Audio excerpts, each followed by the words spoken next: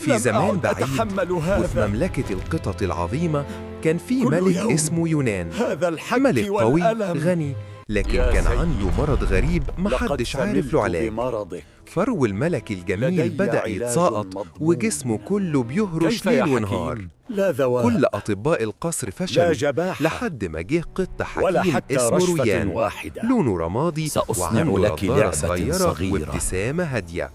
كرة دخل على الملك سحرية وقال له بكل من الثقة: الخيوط. مولاي، أنا هعالجك من غير دواء ولا سحر، بس بلعبة صغيرة. الملك هل استغرب وقال تريدني له: أن ألعب مثل بلعبة؟ قطة رد صغيرة؟ رويان وقال: أيوة، كورة صوف سحرية هدهنها بدواء تلعب بيها شوية، ولما تعرق هتخف فوراً. وفعلاً الملك لعب بيها في الحديقة زي القطط الصغيرة، وبعد ساعات المرض اختفى تماماً. لقد شفاني والملك القط فرح الحكيم جداً رويان. وكرم رويان واداله كافئوه ذهب بالذهب. وجواهر. لكن في القصر كان في وزير غيور اسمه ذي الحسد، وشايف إن الحكيم بقى قريب من الملك أكتر منه.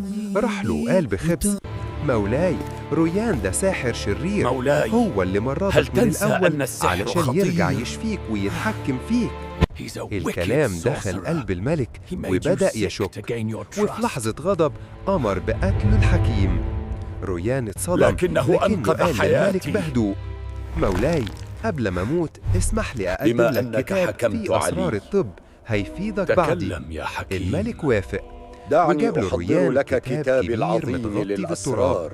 قال له: افتح أول اقرأه صفحة بنفسك يا وهتفهم سيدي. كل حاجة. الملك فتح الكتاب، لكن الصفحة الورق الأولى كان تحمل فاضي. السر. قال بغضب: إيه اللعبة دي؟ قال له ما رويان: هذا؟ اقلب يا أتسخر مني مولاي، قبل أن الحبر تموت؟ هيظهر لما تبل الصفحة بلسانك.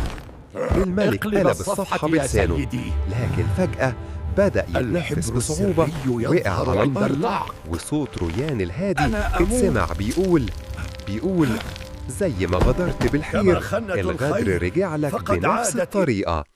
ومات الملك، واتعلمت كل القطط في المملكة درس كبير: اللي يسمع كلام الحاسد يخسر أعز الناس.